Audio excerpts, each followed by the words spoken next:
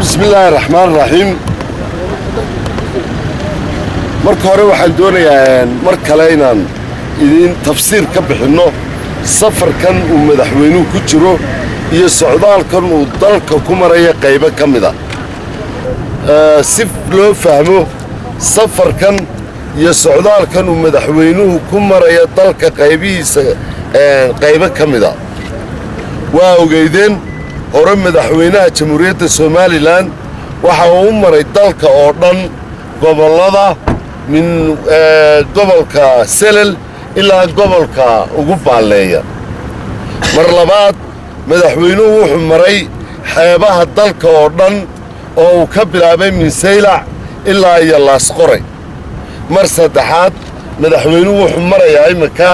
hawdka dalka ama xuduudaha oo dhinaca badda aan ahayn dhinaca bariga ah dalalka uu la leeyahay iyo degmooyinka aan hore u marin intii uu gaari karo waxaana intooda badan noqon doonta waxaanu soo maray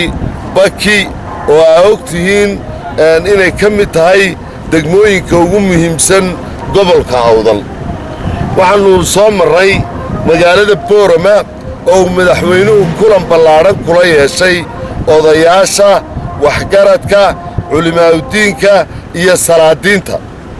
kulankaas odayaasha waxgaradka iyo culimada iyo madaxweynuhu iyo waftigiisu waxay isku weydaarsadeen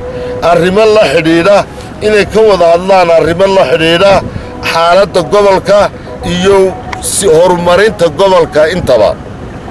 odayaasha oo aan magaca dawladda iyo magaca waftigaba ugu mahadnaqayno waxa ay halkaa ka soo jeediyeen talooyin wax ku ool ah waxay soo jeediyeen mabdi'iyan fikradda ay qabaan iyo dacaayadda gobolka laga fidiyo sida ay u kala duwan yihiin waxa ay sheegeen inuu gobolku yahay gobollada ugu nabdoon ee jamhuuriyadda Soomaaliland waxa ay sheegeen inuu gobolku yahay gobol horumar ku taama oo ku faanaya waxa ay sheegeen inuu gobolku yahay gobol dawladda ugu mahadhaya waxa ay u qabatay waxa kale oo ay sheegeen waa tabashooyinkii ay salaadiintu berigii dhaweyd u soo gudbisay madaxweynaha in ay yahaayeen tabashooyin ay sida bulshada kale ee muwaadiniinta ee Soomaaliland qaybaheeda kala duwaniba ay u gudbiyaan laakiin uu cadawgu ka faa'iideystay imikana ay raalli ka yihiin madaxweynahana ay og yihiin inuu diyaar u yahay inay intii suurtagalaa wax ka qabtaan waxa ay sheegeen in tabashooyinkoodaasi aanay ahayn tabashooyin wakhtigan imika la joogay iyo madaxweyne Axmed Siiraanyo ku qalloocday ee ay yihiin sida ay yidhaahdeen tabashooyin muddo soo qalloocanayay oo muddo soo xumaanayay laakiin ay Axmed Siiraanyo oo ah madaxweynaha Soomaaliland u doorteen inuu yahay madaxweynaha kaliya ee ay yiraahdeen xal buu u heli karayaa Allah ma hadii weeye madaxweynaha ma hadda ay u celiyeen madaxweynuhu ka gudoomay madaxweynuhuna wuxuu u ballan qaaday sidoo fagaaraha horeba uga sheegay in uu fulin doono oo wixii suurtagala uu wax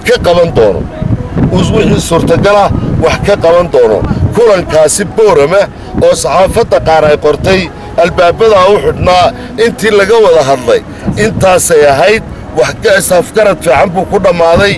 magaalada Booramana waxa ay ka mid tahay magaalooyinka ugu mudan ee jamhuuriyadda Soomaaliland taariikh ahaan iyo dhul ahaan iyo magaalo ahaanba tixgelintaasna way leedahay maanta waxaynu joognaa aynu maraynaa gobolladii kale ee haray ee xuduudda safarkuna wuxuu taxnaan doonaa ilaa hawdka inta ku teedsan ee xuduudda aynu kala leenahay dhinaca Itoobiya aynu kala leenahay dalkeenu kala leeyahay xadka wasiir sababta socdaalka madaxweynaha Soomaaliland maadaama uu Baki tagay ma waxa uu la xiriiraa arrimaha Suldaan Wabar maadaama uu yahay nin ka soo jeeda gobolka ما هذا هو كاخل دنتهاي سلطان وبر يبكي خيس كملا وبر waxay odayaashaas noo sheegeen inuu mid kamida madax dhaqameedkooda kamida yahay oo imikana xadkii ka baxayba iyaguna ay isku dayayaan inay ku soo celiyaan